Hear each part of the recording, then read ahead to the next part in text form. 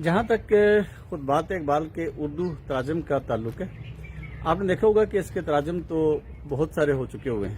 Doctor Waheed عشرت نے کیا ہوا ہے، سید نذیر نیازی کا ترجمہ ہے، شہزاد احمد نے اس کا ترجمہ کیا ہوا ہے، انڈیا سے جناب سمیع الحق ڈاکٹر سمیع الحق صاحب نے اس کا ترجمہ کیا ہوا ہے۔ اب ان سارے تراجم کے اپنے اپنے مسائل بھی ہیں، یہ ذہن میں رکھیے گا۔ کوئی ترجمہ کسی حوالے سے اچھا ہے اور کوئی ترجمہ کسی اور حوالے سے شاید اچھا نہ ہو۔ اگر ہم سید نذیر نیازی والا ترجمہ جو ہے اس پر اگر ہم بات کریں، ایک تو وہ دیکھیں کہ پہلا ترجمہ ہے اور اس کے جو پہلے دو ابواب ہیں ان کی نظر ثانی کا کام جو تھا وہ علامہ صاحب نے خود کیا ہوا ہے۔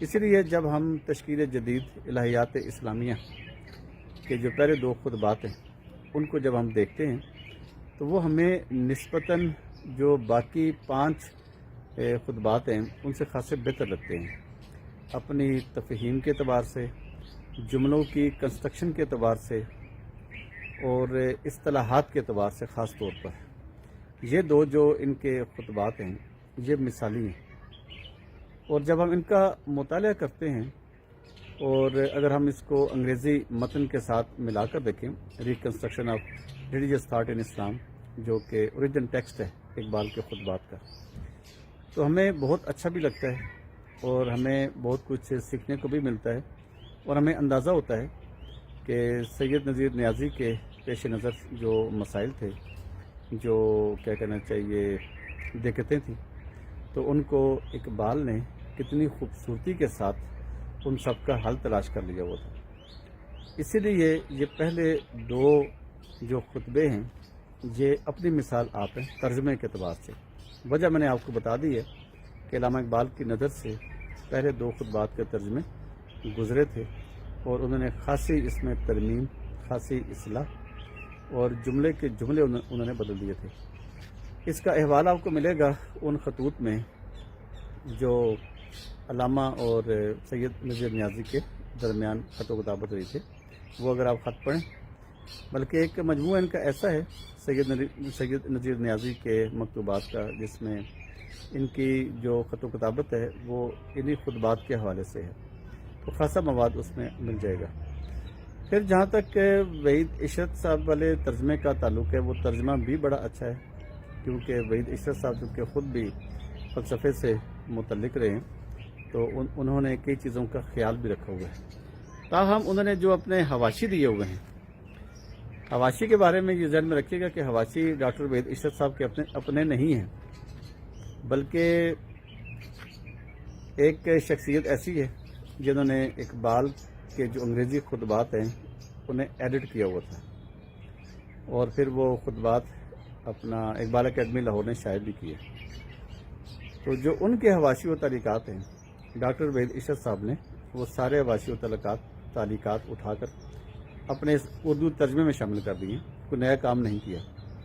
لیکن جہاں تک ان کا ترجمہ ہے، ترجمہ ان کا بہت ساری جگہوں پر اچھا بھی ہے، لیکن کئی مقامات پر اقبال کا مفہوم کچھ اور ہے اور وحید عشرت صاحب اسے کسی اور طریقے سے پیش کر رہے ہیں۔ پھر جناب ایک ترجمہ ہے جو ڈاکٹر سمیع الحق صاحب نے کیا ہوا ہے، تو وہ ترجمہ بھی خاصا بہتر ہے، لیکن اس میں مسئلہ یہ ہے کہ جو انہوں نے زبان استعمال کی ہوئی ہے وہ زبان فلسفیانہ بالکل بھی نہیں ہے، بلکہ شاید ادبی بھی نہیں ہے۔ میں اس کی خامیاں نہیں گنوا رہا، مسائل پر بات کر رہا ہوں۔ جب آپ کسی کے مسائل پر بات کر رہے ہیں تو اس کا مطلب خامیاں گنوانا نہیں ہوتا۔ اور دوسری بات یہ ہے کہ ہر ریڈر جو ہے، ہر قاری جو ہے، اس کا اپنا تقاضا ہے، اس کی اپنی فہم اور بصیرت ہے کہ وہ کس نگاہ سے چیزوں کو دیکھتا ہے، پرکھتا ہے۔ لازمی نہیں کہ میری کہی ہوئی بات سے آپ مکمل طور پر متفق بھی ہوں، میری اپنی ذاتی رائے ہے جو 100% غلط بھی ہو سکتی ہے۔ میں کبھی اپنی رائے پر اصرار نہیں کرتا اور نہ دوسروں پر تھوپتا ہوں۔ یہ چونکہ ایک سوال میرے کسی اپنا فیس بک فرینڈ نے پوچھا ہوا تھا، تو اس نے کہا جناب کہ یہ آپ ذرا اپنی رائے کا اظہار کیجیے تاکہ ہم بھی دیکھیں کہ کیا صورتحال ہے۔ پھر آپ یہ بھی جانتے ہیں کہ جو مقامی زبانیں ہیں، پنجابی میں، پشتو میں، سرائکی میں یہ تراجم ہو چکے ہوئے ہیں، بلوچی میں ہو چکا ہوا ہے علامہ اقبال کے یہ جو خطبات ہیں ان کا۔ باقی جو بین الاقوامی سطح پر ان خطبات کی پذیرائی ہے اور جو ترجمے کی صورتحال ہے وہ تو بہت ہی تسلی بخش ہے. شاید ہی کوئی ایسی بڑی زبان ہوگی جس میں علامہ اقبال کے یہ جو خطبات ہیں ان کا ترجمہ نہ ہوا ہو. مطلب ان کی پسندیدگی اور اس کی پذیرائی کی جو صورتحال ہے وہ خاصی بہتر ہے. تو آپ نے چونکہ اردو کے تراجم کے حوالے سے پوچھا ہوا تھا تو فی الحال میں اسی تک کی محدود ہوں. باقی تراجم ظاہر بات ہے کہ میں نے دیکھے بھی نہیں, مجھے وہ زبانیں آتی بھی نہیں ہیں, لیکن اردو اور انگریزی تھوڑی بہت آتی ہے تو اس لیے اس پر تھوڑی بہت ہی بات کر سکتا ہوں.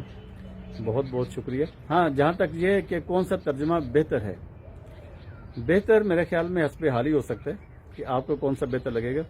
لیکن جب ہم ایک اوریجنل ٹیکسٹ کے بہت سارے تراجم اپنے سامنے دیکھتے ہیں تو میرے خیال میں سب سے استفادہ کرنا چاہیے, کیونکہ سب کے ہاں آپ کو کوئی نہ کوئی روشنی لازماً دکھائی دے گی. بہت شکریہ آپ کا.